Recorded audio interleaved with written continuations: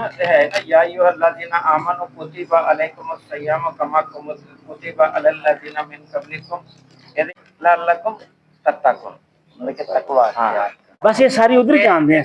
तकवे वाली सारी चीज जा रही है कि तकवे का मतलब ही खौफ है कि अल्लाह ताला ने कहता है कि तुसी भुखे रहना तो फिर भुखे रहना, नहीं खाना कुछ भी तो नहीं खाना।